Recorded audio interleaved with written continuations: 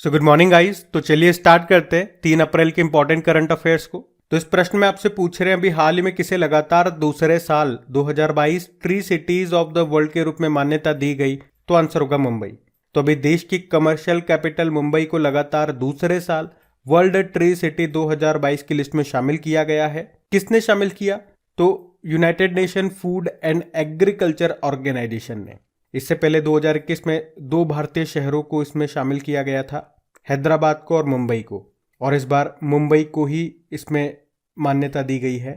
वैसे food agriculture organisation की बात करें, स्थापना होती है 16 अक्टूबर 1945।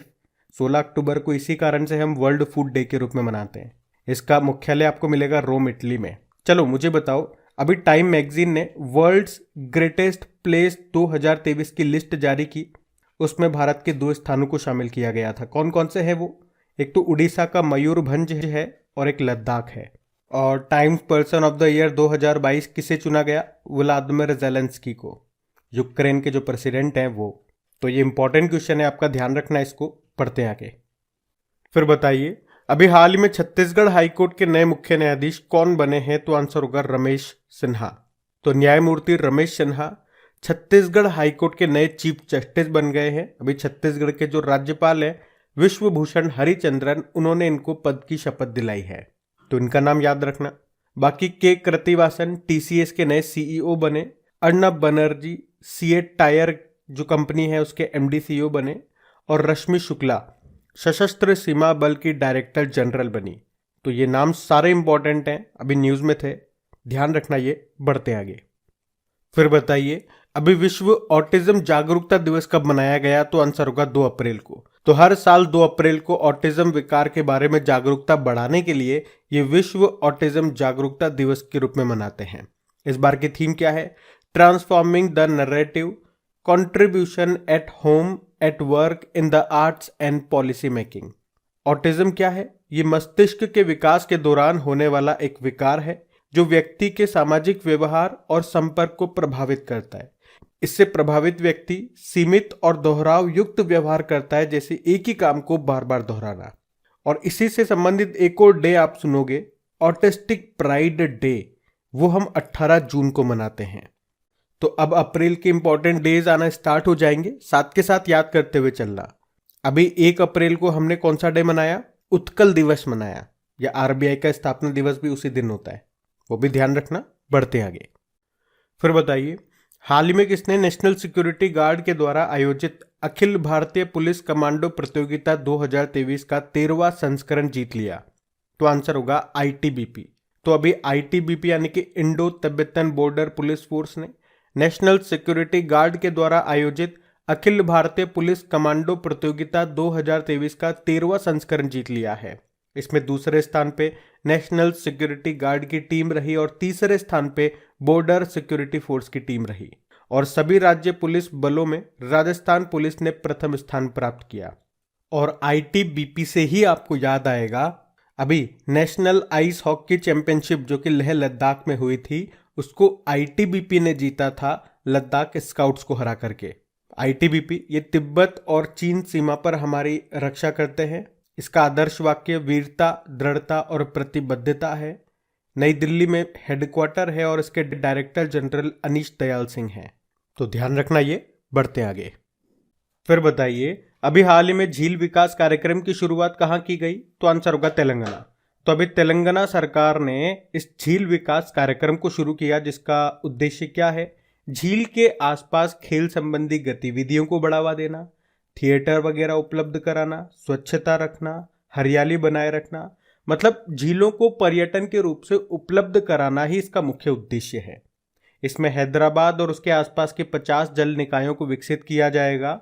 और कौन सी झील से शुरुआत की गई है इसकी? तो आंसर होगा खाजागुड़ा झील से। अच्छा, अगर मैं आपसे पूछूं हुसैन सागर झील, ये प्रश्न कई बार एग्जाम में आता है, कहां पर है? तेलंगाना में। अच्छा, अगर मैं आपसे पूछूं विश्व की सबसे बड़ी झील कौन सी है? तो आंसर होगा कैस्पियन सागर। और विश्व की सबसे बड़ी मीठे पानी की झील कौन सी है? Superior lake. अच्छा, सर्वाधिक लवणता वाली झील कौन सी है? वॉन झील है, ये आपको टर्की में मिलेगी। सबसे गहरी झील कौन सी है? बैकॉल झील है, साइबेरिया में मिलेगी। और सबसे ऊंचाई पर स्थित नौगम्य झील कौन सी है जिसमें बोटिंग कर सकते हैं? Titicaca lake. ये पेरू और बोलीविया सीमा पर आपको मिलेगी। और भारत की सबसे बड़ी मीठे पानी की झील कौन सी है? बुलर लेक है, जम्मू कश्मीर में मिलेगी। जबकि नॉर्थ ईस्ट इंडिया की सबसे बड़ी मीठे पानी की झील पूछोगे तो लोकटक लेक है, जो मणिपुर में आपको मिलेगी। और इसी लेक पर एक नेशनल पार्क है जिसे तैरता हुआ नेशनल पार्क, या यूं कहूं दुनिया का एकमात्र तैरता हुआ नेशनल पार्क कहते हैं। कौन सा है? Kabul Lamjao national park. अब बात यहाँ पे तेलंगाना की भी है, तो ये रहा मैप में तेलंगाना।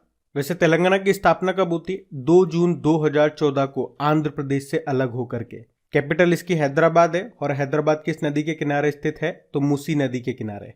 और काफी सारे प्रश्न तो आपके हैदराबाद से बन जाएंगे, जैसे कि अभी हैदराबाद में पहला 3D प्रिंटेड मानव कॉर्निया बनाया गया।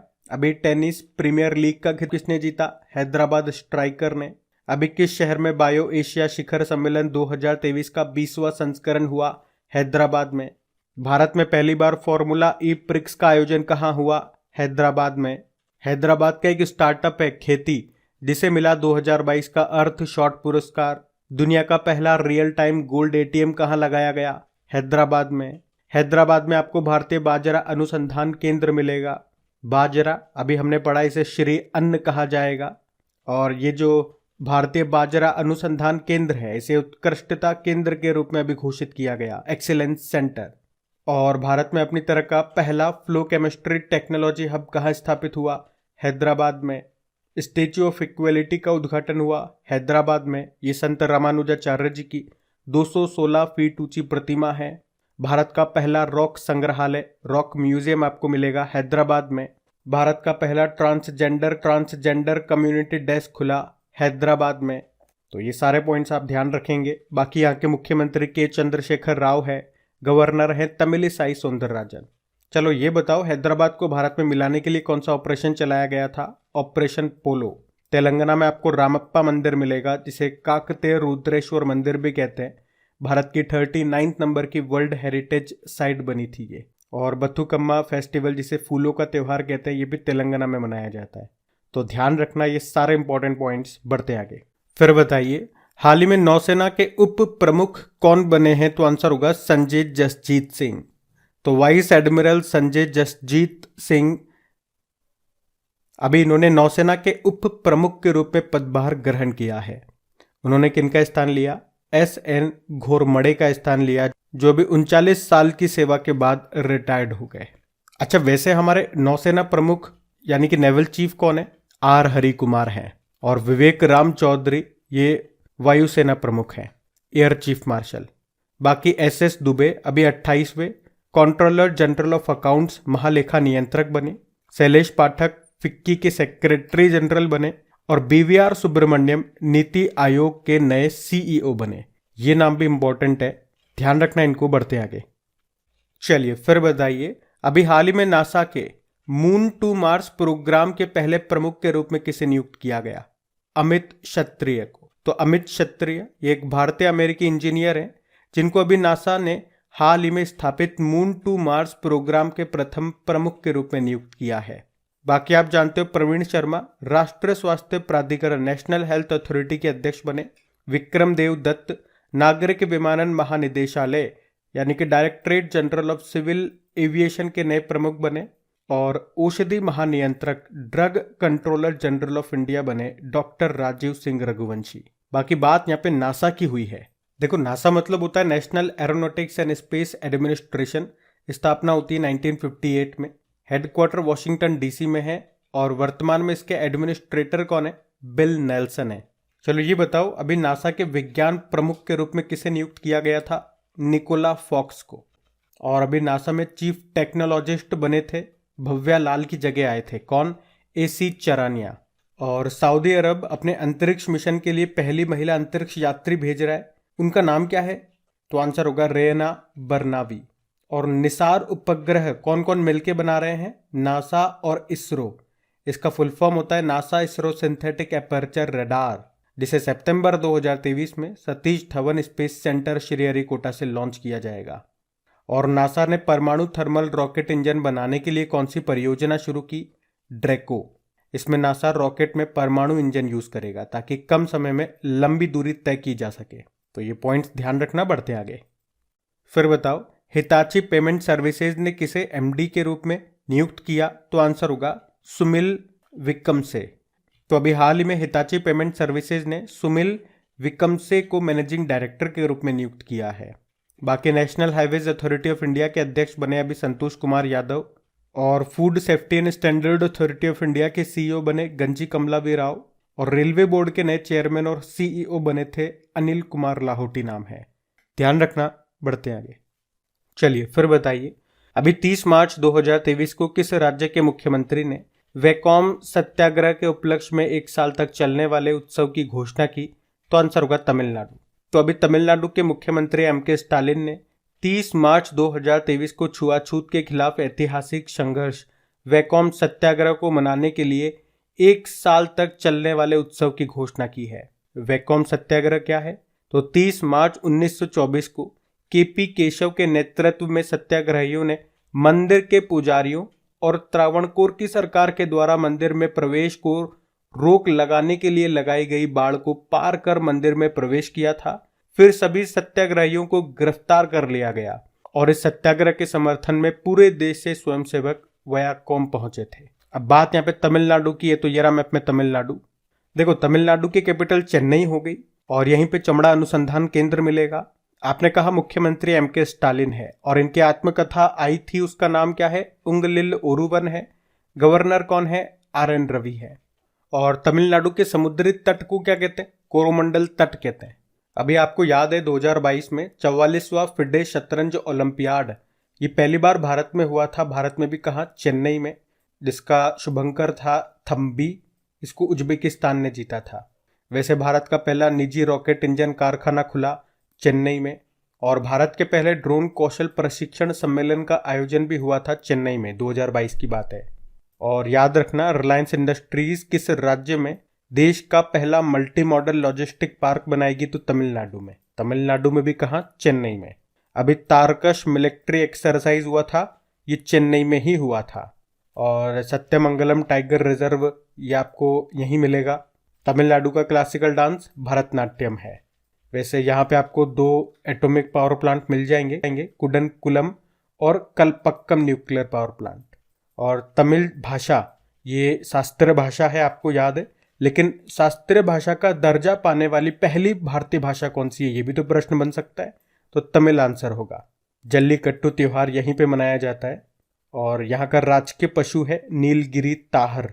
तो याद रखना ये सारे पॉइंट्स, बढ़ते आगे। चलिए फिर बताइए, अभी T20 क्रिकेट में 300 विकेट लेने वाले पहले भारतीय गेंदबाज कौन बन गए? तो आंसर होगा यजुवेंद्र चहल। तो राजस्थान रॉयल के ऑफ स्पिनर यजुवेंद्र चहल ये T20 में 300 विकेट लेने वाले पहले भारतीय बन गए हैं। उन्होंने अभी IPL 2023 चल रहा है, उसमें SRH के हैरी ब्रुक का विकेट लेने के साथ ही ये उपलब्धि हासिल की है। उनके नाम अब 265 T20 मैचेस में 303 विकेट दर्ज है। अब हम कल के करंट अफेयर्स का रिवीजन करेंगे। तो पहला प्रश्न आपसे पूछा कि अभी केंद्र सरकार ने कितने वर्ष से ऊपर के लोगों को साक्षर करने के लिए एक नई योजना न्यू इंडिया लिटरेसी प्रोग्राम शुरू किया? तो आंसर होगा 15 वर्ष। फिर आपसे पूछा अभी किस राज्य के मुख्यमंत्री ने स्कूल चलो अभियान 2023 को फिर से शुरू किया? तो आंसर होगा उत्तर प्रदेश। फिर आपसे पूछा अभी नाटो का 31वां सदस्य देश कौन सा बना? फिनलैंड। अगला प्रश्न पूछा कि किस राज्य के मुख्यमंत्री ने पथ श्री रास्ता श्री परियोजना शुरू की? पश्चिम बंगाल। फिर आपसे पूछा बिहार खादी हस्तशिल्प और हैंडलूम का ब्रांड एम्बेसडर किसे बनाया? मैथिली ठाकुर को। फिर आपसे पूछा अभी उत्कल दिवस तो हम 1 अप्रैल को मनाते हैं, उड़ीसा का गठन किस वर्ष हुआ था? 1936। फिर आपसे पूछा किसने अपनी पहली पुस्तक why can't elephant be red को लॉन्च किया? तो वाणी त्रिपाठी ने। अगला प्रश्न पूछा अभी किसे ग्रीस में भारत के अगले राजदूत के रूप में नियुक्त किया? रुद्रेंद्र टंडन। और अगला प्रश्न है शेख मंसूर बिन जायद अल नहयान ये किस देश के उपराष्ट्रपति बने? तो आंसर होगा यूनाइटेड अरब अमीरात। अगला प्रश्न पूछा अभी किसने नौसेना संचालन के महानिदेशक का कार्यभार संभाला? तो अतुल आनंद ने।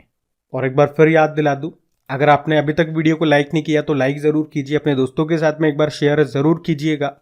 चैनल पे पहली बार है तो इसे सब्सक्राइब कर लीजिए, पास में बेल आइकन आएगा उसे जरूर प्रेस करके ऑल नोटिफिकेशन को सेट कर लेना ताकि जब भी वीडियो अपलोड हो उसका नोटिफिकेशन सबसे पहले आपको मिल सके। फिर भी अगर किसी को नोटिफिकेशन नहीं मिलते हैं तो टेलीग्राम को ज्वाइन कर लीजिए, बिल्कुल फ्री है, लिंक डिस्क्रिप्शन बॉक्स में है। बाकी इनकी प्रैक्टिस के लिए क्विज बना दी जाती है, पीडीएफ बना दी जाती है, वो आपको मिलेगी क्रिक एग्जाम एप्लीकेशन पे, जिसका लिंक भी नीचे डिस्क्रिप्शन बॉक्स में है। अब होमवर्क प्रश्न देखते हैं और सेशन एंड करते हैं।